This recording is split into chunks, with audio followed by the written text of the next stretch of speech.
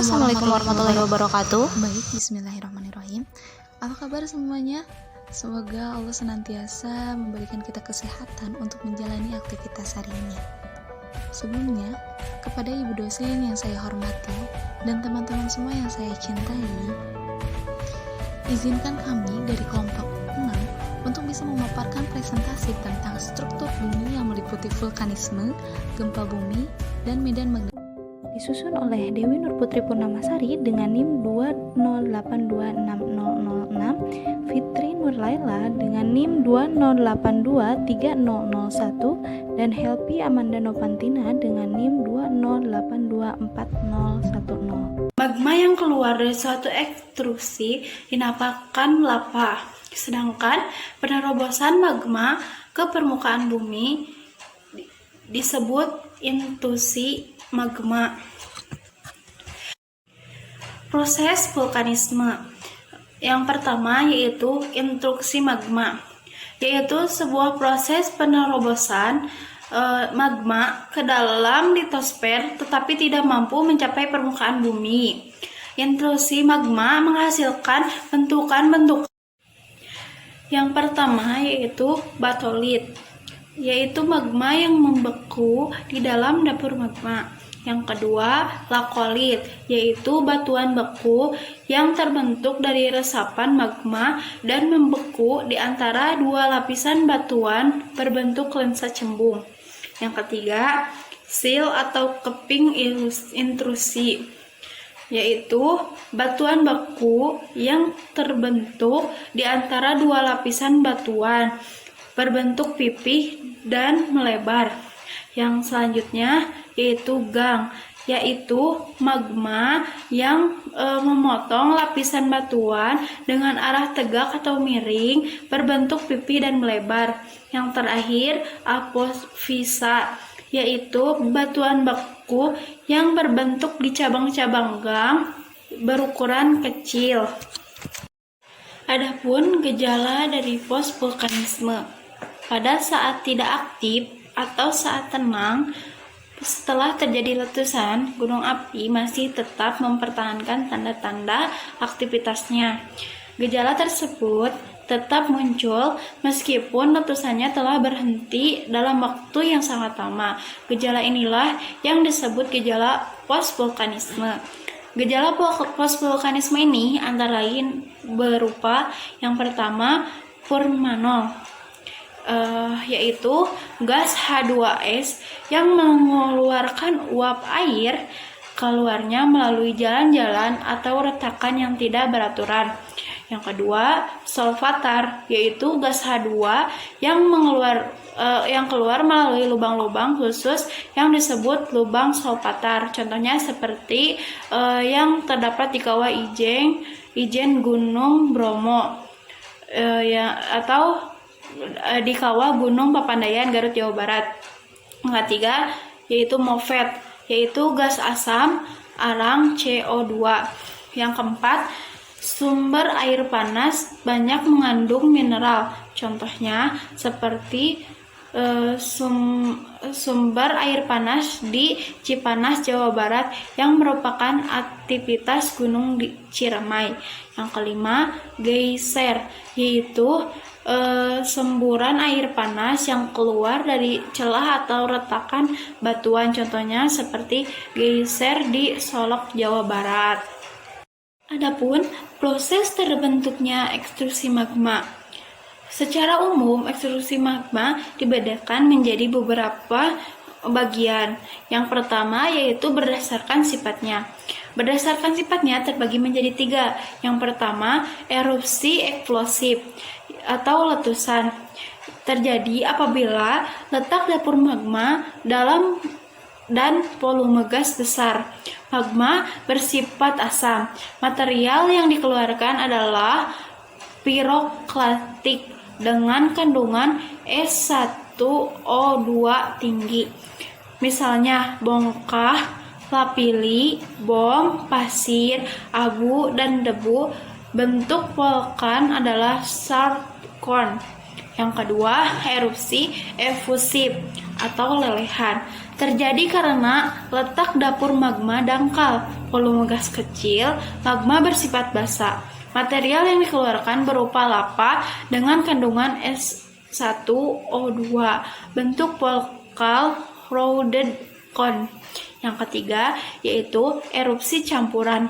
Terjadi karena letak variasi dapur magma, volume gas, dan sifat magma bersifat intermedier, tetapi biasanya cenderung basa.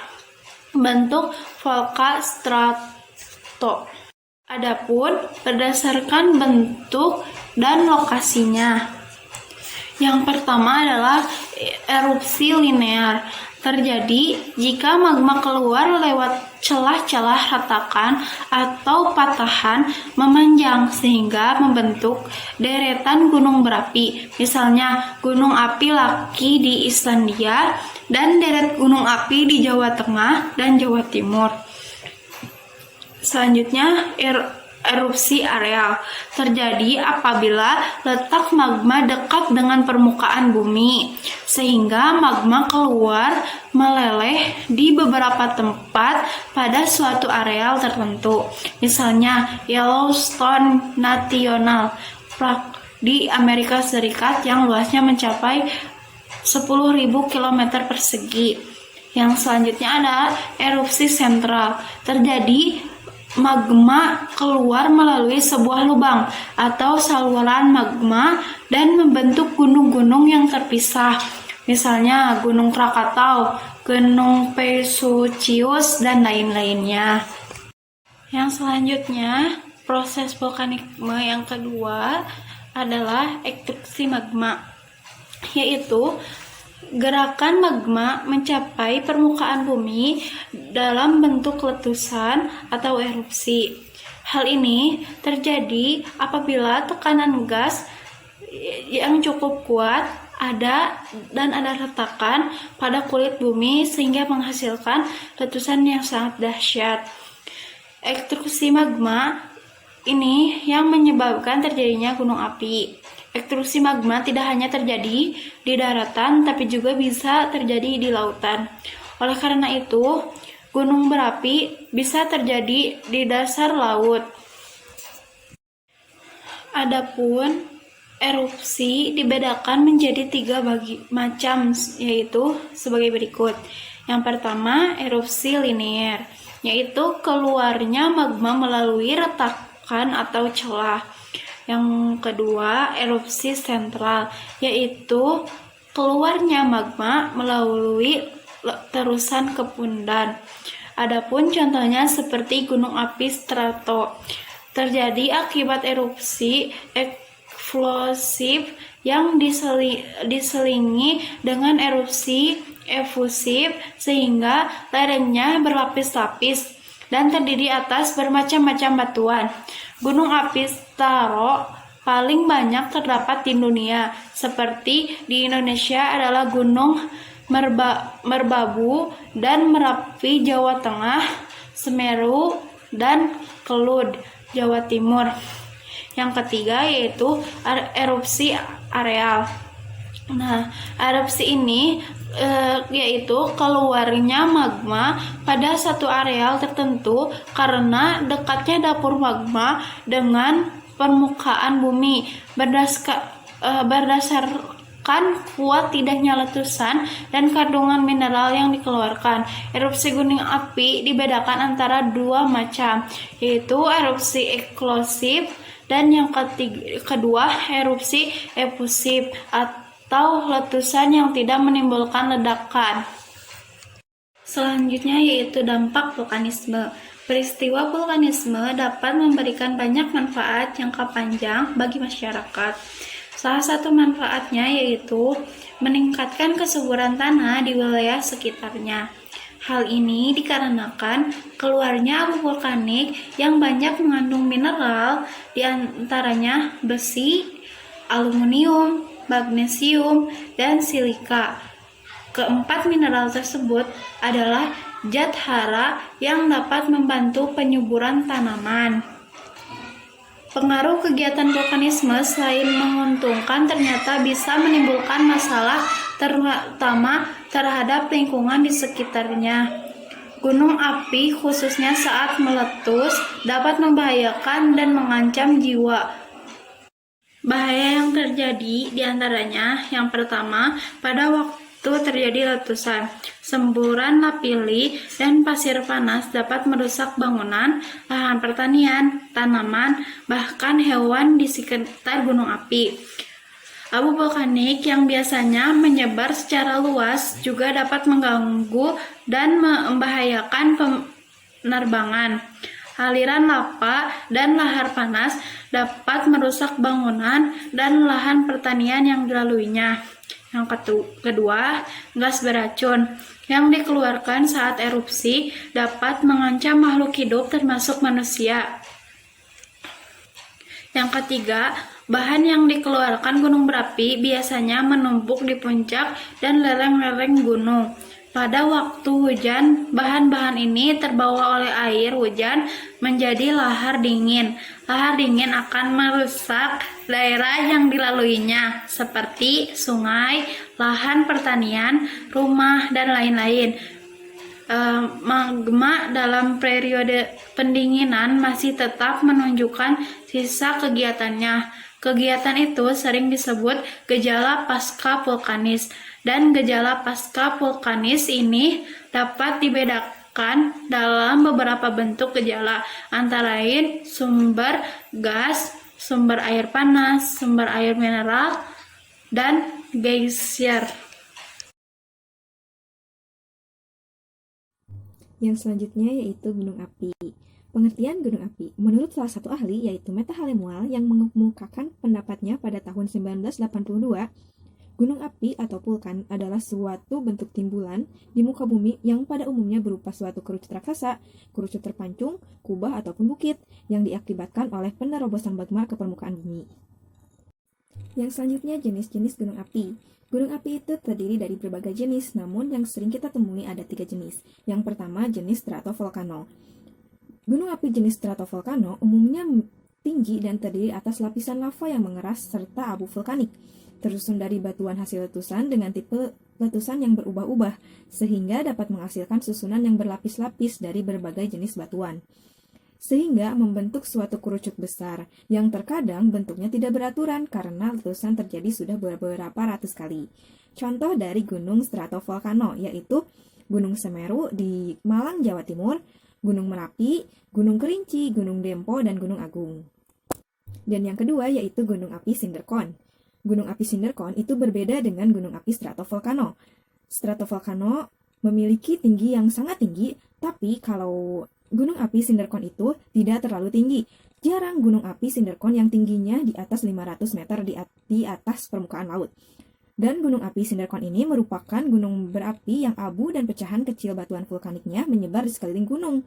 Sebagian besar gunung jenis ini membentuk mangkuk di puncaknya. Contoh gunung api Sindercon yaitu Gunung Rinjani yang terdapat di Lombok, Nusa Tenggara Barat. Nah, dan yang ketiga yaitu gunung api kaldera atau yang sering disebut dengan kaldera vulkano. Gunung api kaldera itu hampir mirip dengan gunung api Sindercon yang sebelumnya sudah saya jelaskan. Gunung kaldera itu terbentuk dari ledakan yang sangat kuat yang melempar ujung atas gunung sehingga membentuk cekungan. Nah, itu yang membedakan antara gunung kaldera dengan gunung Sindercon.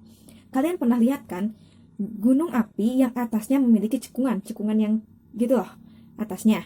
Nah, contohnya gunung api kaldera itu yaitu Gunung Bromo yang tingginya 2.329 meter di atas permukaan laut yang berada di Probolinggo, Jawa Timur. Dan juga Gunung Tangkuban Perahu yang tingginya 2.200 meter di atas permukaan laut yang berada di Bandung, Jawa Barat. Gunung Krakatau di Selat Sunda dan Gunung Kaba yang berada di Kabupaten Rejang Labong di Bengkulu. Tadi kita telah membahas tentang jenis-jenis gunung api yang sering kita temui. Nah, sekarang kita akan membahas tentang jenis gunung api berdasarkan sifat erupsi dan bahan yang dikeluarkannya. Tentunya setiap gunung api memiliki sifat erupsi yang berbeda-beda, dan tentunya juga gunung api memiliki bahan yang dikeluarkannya saat meletus itu berbeda-beda. Memang ketika gunung api meletus itu yang dikeluarkan itu magma, asap, dan juga batuan. Namun magma, asap, dan batuan tersebut memiliki sifat-sifat yang berbeda. Nah, yang pertama itu gunung api perisai. Gunung api perisai memiliki bentuk kerucut dengan lereng yang landai dan aliran lava panas yang keluar dari saluran tengah. Daerah persebaran magma luas serta proses pendinginan dan pembekuannya pelan. Frekuensi letusan umumnya sedang dan pelan, dengan jumlah cairan lava cair yang banyak. Gunung api ini terjadi karena magma yang keluar sangat encer. Magma yang encer ini akan mengalir ke segala arah sehingga membentuk lereng yang sangat landai.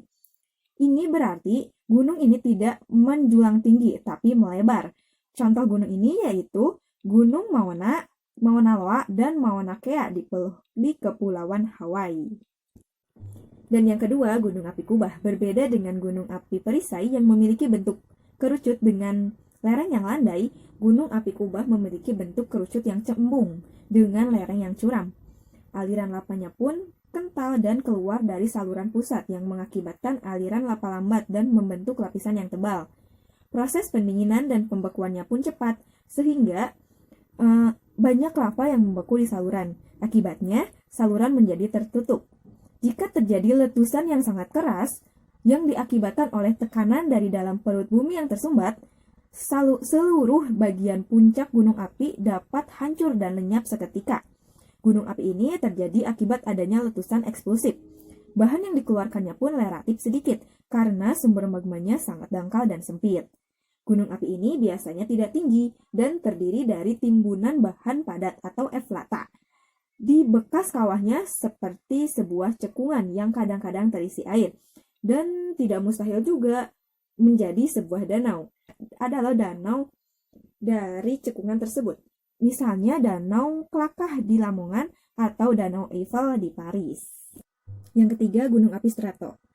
Bentuk Gunung Api Strato hampir mirip dengan bentuk Gunung Api Kubah, yaitu memiliki bentuk kerucut dan berlereng curam. Bedanya, luas Gunung Api Strato terdiri atas banyak lapisan lava yang terbentuk dari aliran lava yang berulang-ulang. Lava dapat mengalir melalui sisi kerucut, dan sifat letusan Gunung Api Strato yaitu keras. Gunung api ini terjadi akibat erupsi campuran antara eksplosif dan efusif yang bergantian secara terus-menerus. Hal ini menyebabkan lerengnya berlapis-lapis dan terdiri dari bermacam-macam batuan. Gunung api inilah yang paling banyak ditemukan di dunia, termasuk di Indonesia. Misalnya Gunung Merapi, Gunung Semeru, Gunung Merbabu, Gunung Kelud, dan lain-lain. Jika kita tadi telah membahas tentang jenis-jenis gunung api, sekarang kita akan membahas tentang tipe gunung api. Nah, tipe gunung api yang akan kita bahas ini yaitu tipe gunung api berdasarkan letusannya. Tipe gunung api ini dibagi menjadi 5. Pertama, tipe Hawaii. Kedua, tipe Stromboli. Ketiga, tipe Vulcano. Dan keempat, tipe Peret. Dan yang terakhir itu tipe Merapi. Kita bahas satu persatu. Tipe Hawaii.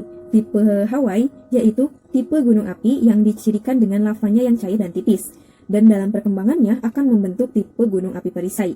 Tipe ini banyak ditemukan pada gunung api perisai di Hawaii, seperti Kilauea dan Mauna Loa.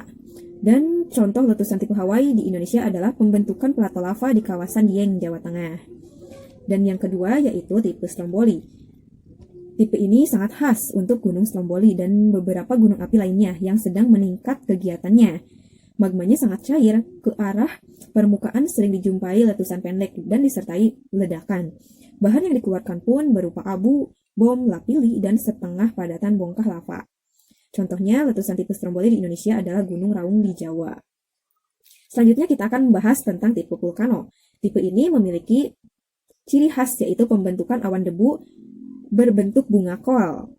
Karena gas yang ditembakkan ke atas meluas, sehingga jauh di atas kawah. Tipe ini mempunyai tekanan gas sedang dan lavanya kurang begitu cair. Di samping mengeluarkan awan debu, tipe ini juga menghasilkan lava berdasarkan letusannya. Tipe ini dibedakan menjadi tipe vulkano kuat, yaitu Gunung Vesuvius dan Gunung Etna, dan tipe vulkano lemah, yaitu Gunung Bromo dan Gunung Raung. Peralihan antara kedua tipe ini juga dijumpai di Indonesia, misalnya Gunung Kelud dan Gunung Anak Bromo. Selanjutnya, tipe Peret.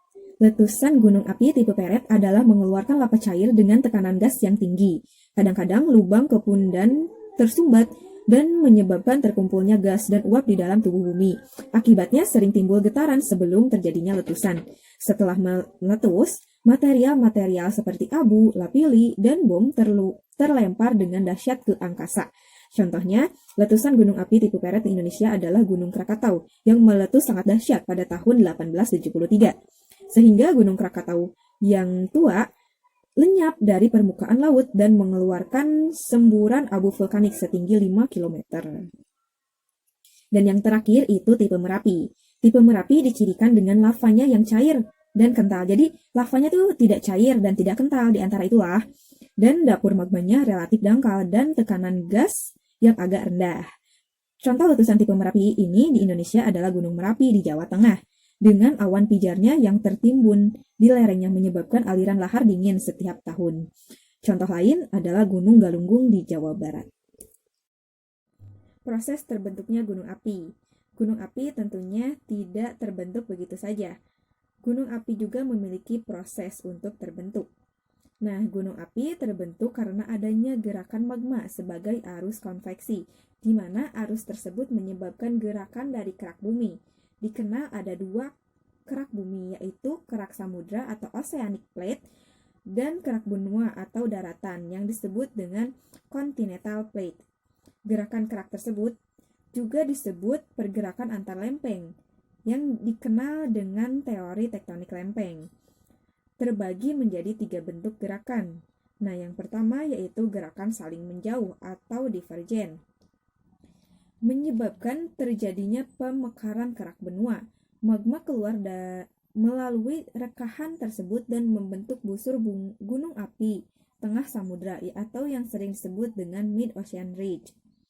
Dan yang kedua yaitu saling bertumbukan atau convergen. Nah, kerak samudra menumbuk dan menujam di arah kerak benua, membentuk zona subduksi atau subduction zone, dan terjadi peleburan batuan di zona tersebut. Magma bergerak dan menerobos sehingga membentuk busur gunung api tepi benua atau yang sering disebut dengan volcanic arc. Dan yang ketiga yaitu saling bergeser sejajar berlawanan arah atau yang sering dikenal dengan transform antar kerak benua yang menyebabkan timbulnya rekahan atau sesar mendatar. Contohnya sesar San Andreas. Tingkat isyarat gunung api di Indonesia.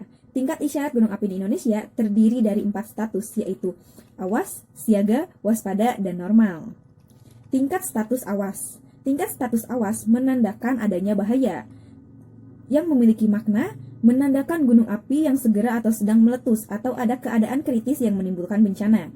Letusan pembukaan dimulai dengan abu dan asap. Letusan berpeluang terjadi dalam waktu 24 jam. Nah, jika ada status awas di gunung berapi, tindakan yang harus dilakukan yaitu wilayah yang terancam bahaya direkomendasikan untuk dikosongkan. Koordinasi dilakukan secara harian dan juga harus dilaksanakannya piket penuh. Status berikutnya yaitu status siaga. Status siaga biasanya ditandakan dengan warna orange. Nah, status siaga ini tidak terlalu berbahaya, namun agak bahaya. Maknanya yaitu menandakan gunung berapi yang sedang bergerak ke arah letusan atau menimbulkan bencana. Peningkatan intensif, kegiatan seismik. Semua data menunjukkan bahwa aktivitas dapat segera berlanjut ke letusan atau menuju pada keadaan yang dapat menimbulkan bencana. Dan juga, jika tren peningkatan berlanjut, letusan dapat terjadi dalam waktu 2 minggu.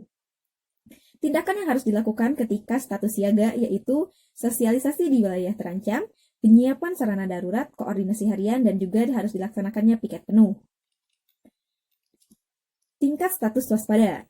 Tingkat status waspada biasanya ditandakan dengan warna orange muda atau warna krem. Maknanya adalah adanya aktivitas apapun bentuknya, level kenaikan aktivitas di atas level normal, peningkatan aktivitas seismik, dan kejadian vulkanis lainnya. Sedikit perubahan aktivitas yang diakibatkan oleh aktivitas magma, tektonik, dan hidrotermal. Nah, tingkat status waspada ini tidak terlalu berbahaya, namun sudah adanya pergerakan di dalam perut bumi. Tindakan yang harus dilakukan ketika tingkat status waspada yaitu penyuluhan atau sosialisasi, penilaian bahaya, pengecekan sarana, dan juga pelaksanaan piket terbatas. Dan tingkat status yang terakhir yaitu tingkat status yang normal.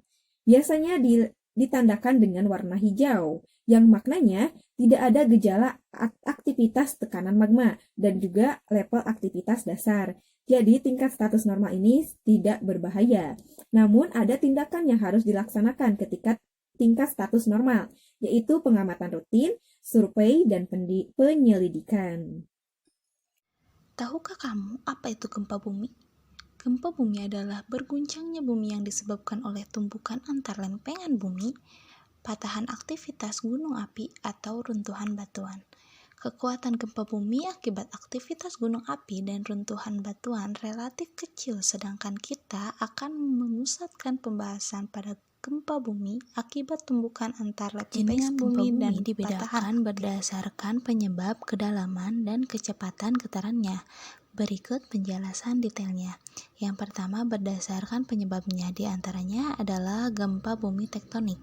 Gempa bumi tektonik terjadi karena adanya aktivitas, yaitu bergesernya lempengan tektonik dengan mendadak yang memiliki kekuatan dari yang terkecil hingga yang sangat besar.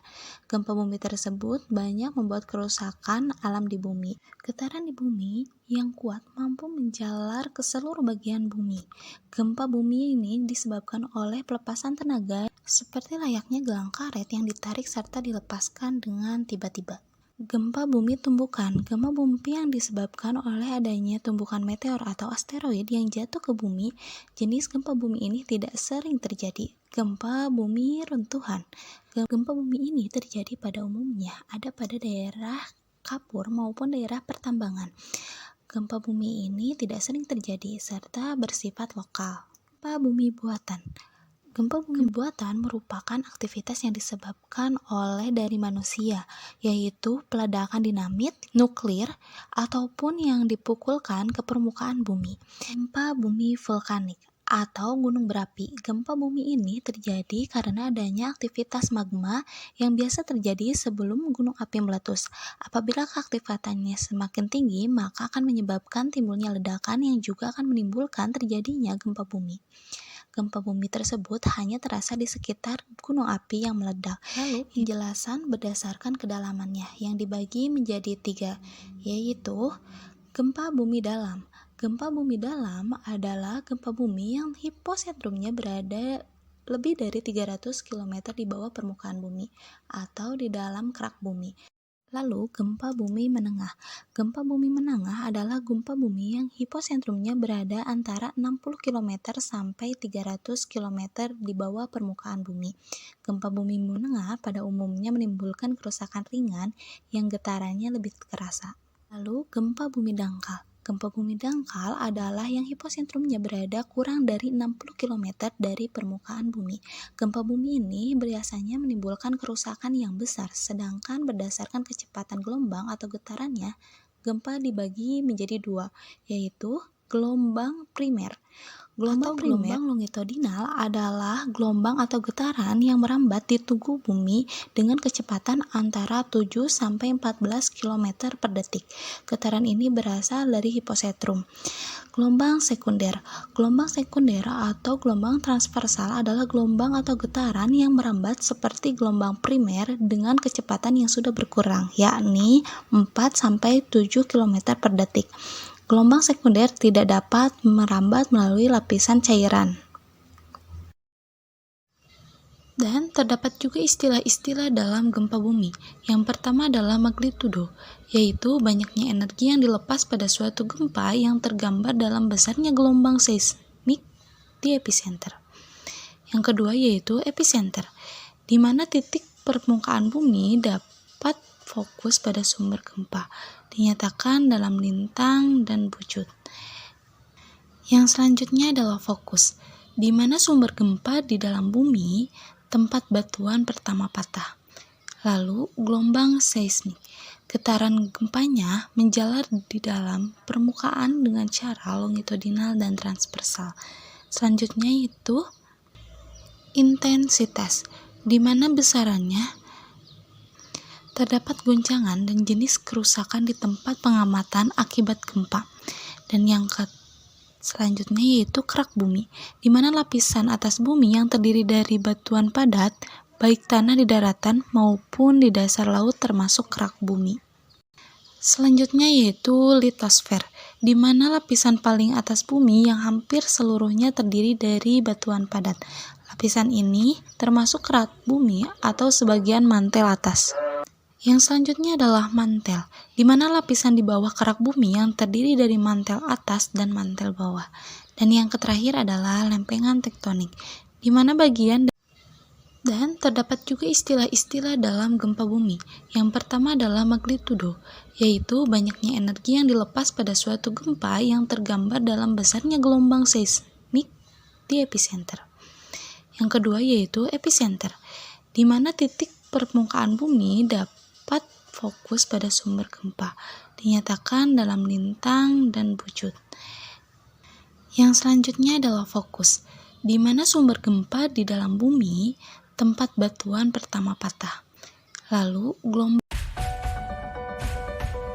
Medan magnet bumi disebut juga medan geomagnetik, yaitu medan magnet yang menjangkau dari bagian dalam bumi hingga ke batas di mana terjadi bertemu angin matahari, dan sudut inklinasi negatif terjadi di belahan bumi utara.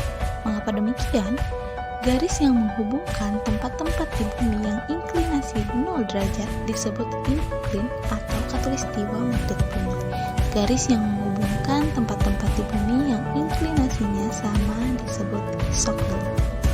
Perlu tahu juga kalian bahwa bagian dari medan magnet terdiri dari 3. Yang pertama, medan magnet utama. Medan rata-rata hasil pengukuran dalam jangka waktu yang cukup lama, mencakup daerah luas lebih dari 106 km persegi. Yang Alhamdulillahirrabbilalamin, berikut merupakan hasil dari pemaparan presentasi untuk kelompok 6, yaitu struktur bumi yang meliputi vulkanisme, gempa bumi, dan medan magnet bumi. Tugas ini. Terima kasih untuk perhatiannya. Mohon maaf bila ada kesalahan. Wabillahi taufiq wal hidayah. Wassalamualaikum warahmatullahi wabarakatuh.